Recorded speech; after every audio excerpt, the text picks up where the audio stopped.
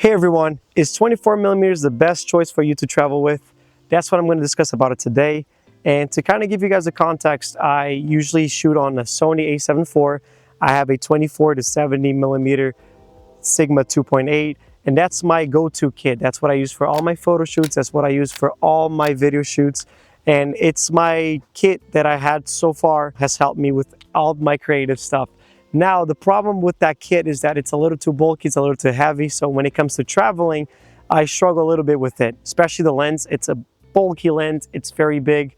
And I was looking for a couple of alternatives. Now, the alternative was to buy like an X106, which is a small compact camera, but as you guys know, it's very, very expensive and it's not in my budget. So what I decided to do instead is buy a budget-friendly 24mm Samyang 1.8, which is a small compact lens that makes my kit lighter and it makes it easier to shoot with. Let me discuss the pros and cons about 24mm.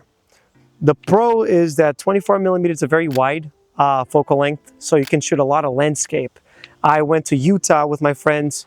I wanted to take a lot of photos of the national parks, all of the ridges, all of the canyons. And the good thing about 24mm is that allowed me to capture a lot of stuff. And what I could do is crop later in post because I have a high megapixel camera.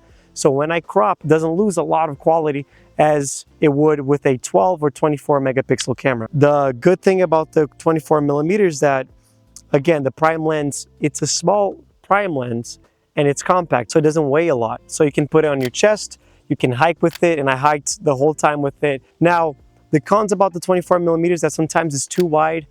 Portraits can look a little funky.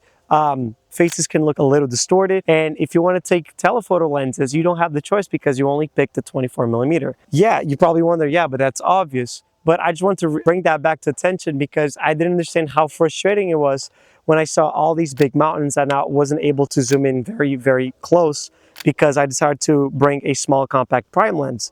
And people don't realize that small compact prime lenses really makes you want to frame the picture better. It makes you think about the composition other than having a zoom lens that you can just zoom and figure out, like take multiple shots of different zoom lengths and find which one works better for you. The reason why I picked the 24mm over the 35mm is because 24 suited best the type of photography that I was looking for. I do a lot of landscapes when I travel. I like taking photos of big national parks. So 24, it was actually the best one because I could crop in post and make it look like 35 anyways. Problem of having a 35 is sometimes it's too narrow and I want to capture a lot of moments, especially with my friends. They're doing something crazy. They were jumping off cliffs. They were doing backflips up, whatever, you name it. I want to capture that and I didn't want to be too caught up on trying to frame it and trying to capture in the frame. If it's a wide lens, I can capture it. The 24mm to 35mm is not a big difference, but you will notice that the 35mm look is a little bit better aesthetically.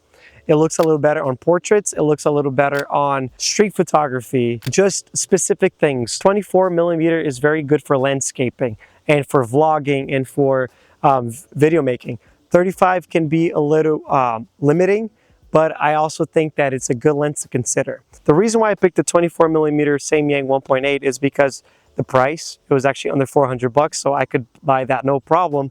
And it was very light. I was looking at the specifications and it was pretty light. And it fit my kit perfectly. I mean, I'm holding it right now and it fits perfectly in my hand. The problem about the 24mm Samyang is that it has a lot of vignetting. So that's very noticeable in photos, and it has weird artifacts when you take photos with it. That is not a deal breaker because I realize it's going to be my cheap travel lens. I'm probably not going to use this for professional shoots. I'll probably stick with my 24 to 70, but it's good to have a lens that I was not scared of breaking. If it fell and it broke, it wasn't the end of the world. It was just nice knowing that I could have a beat up lens to kind of take it everywhere I want to go. I went and bought the small lens. I don't regret it. It was the best purchase for that trip. And the photos came out amazing. I have now lifetime memories of that trip shot on this cheap lens. And I recommend everyone to buy a cheap lens. Don't think of the big price tags. Don't think that you need to have that Sony 35, that Sony 24. They are great for professional photo shoots, but if you're like me and this is more like a hobby or this is more like something that you do to have fun with, definitely go with the cheaper lens that you won't regret it. All right, guys, thanks so much for watching this video. I'll see you guys in the next one.